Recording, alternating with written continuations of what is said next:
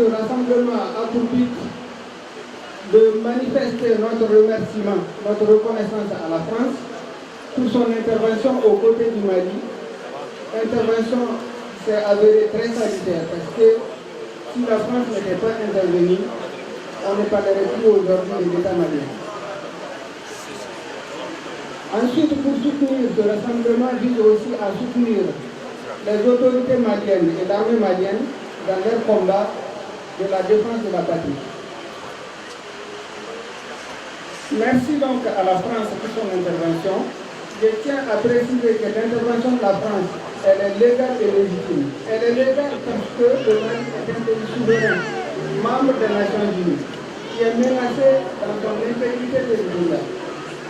Elle est légale parce que c'est à la demande du président de la République du Mali de l'aider. Et cette demande est appuyée par la communauté économique de l'Afrique de l'Ouest et l'Union africaine. Elle est légale parce que le Conseil de sécurité a déjà adopté une résolution 2085 qui a déjà décidé de l'envoi d'une force militaire pour aider le Mali à les libérer des mains des djihadistes et des narcoterroristes. Le collectif des Maliens de la région Rhône-Alpes insiste sur le fait qu'il n'est contre aucune communauté. Il est pour un Mali, un État malien démocratique, fort et juste. Un État qui respecte toutes les identités. Un État qui répartisse bien les ressources de l'État. Un État juste en fait, un État démocratique. Donc nous sommes contre tout règlement de compte dans le cadre de ce conflit. Le collectif des Maliens de la région Rhône-Alpes recommande que l'intervention de la France tienne compte de la réconciliation, qu'il n'y ait pas de règlement de compte et que les populations majoritaires du Nord soient associées à toutes les décisions qui concernent le Mali. Je vous remercie.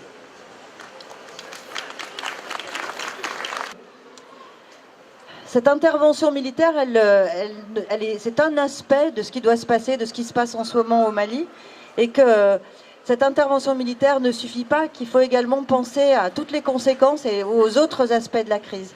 En particulier la question des personnes déplacées qui ont besoin d'intervention d'urgence, d'intervention d'aide alimentaire et puis de dispositifs d'urgence, de logement et de sécurisation physique, en tout cas de ces personnes.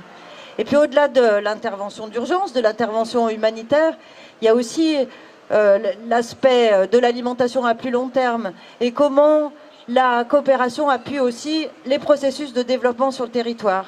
Et ces processus de développement, ils ne peuvent pas s'arrêter à l'intervention militaire. Donc maintenant, il y a un véritable effort à conduire avec l'ensemble des représentants de ces populations qui sont sur le territoire du Mali, puis qui participent aussi à la reconstruction, puis qui participent aussi à la prise de parole, qui bénéficient aussi, parce qu'ils connaissent bien ce qui se passe sur le territoire, qui bénéficient des dispositifs qui sont mis en place.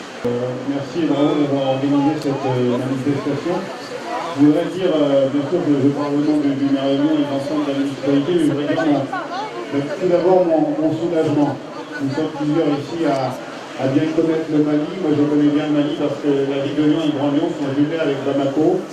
Et depuis le mois de mars dernier, nous avons bien sûr les échos des populations qui ont souffert de la terreur que les djihadistes leur faisaient subir dans les grandes villes du Nord. Et donc c'est d'abord effectivement ce soulagement. La ville de Lyon avait d'ailleurs voté une subvention pour pouvoir venir en aide aux dizaines de milliers de populations déplacées du Nord, en particulier vers Bamako.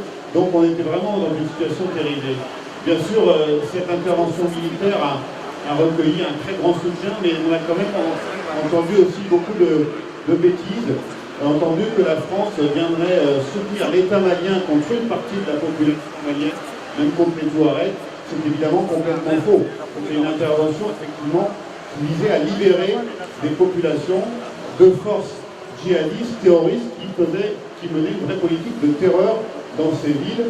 Nous avons tous entendu ce qui se faisait. Donc c'est évidemment une opération salutaire. Alors, comme l'a dit Véronique Noëra, il y a maintenant la suite, il y a maintenant le retour à l'intégrité territoriale du Mali, et bien sûr, effectivement, le retour à l'ordre constitutionnel et à des institutions stables et fortes, ce qui manquait, on l'a bien vu lors de la crise. Et je crois que la question Touareg est bien sûr pleine et entière, et qu'il va falloir, avec certes le soutien de la France, mais c'est d'abord le travail des autorités maliennes, que effectivement un vrai travail de négociation s'engage entre les autorités maliennes qui doivent retrouver toute leur autorité et les représentants des Touaregs du Nord, évidemment libérés de la menace terroriste et djihadiste pour que le Mali retrouve son intégrité territoriale, mais effectivement dans le respect des diversités régionales.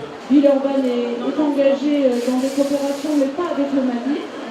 Voilà, tout simplement, on est engagé sur d'autres territoires, mais nous sommes très proches des associations maliennes qui, elles, sont vraiment, on va dire, amies de Villeurbanne. Et nous sommes là pour encourager, bien sûr, cette ouverture à la liberté, à l'égalité et à la fraternité de l'ensemble des Maliens. Voilà. Béni soit qui Mali pense.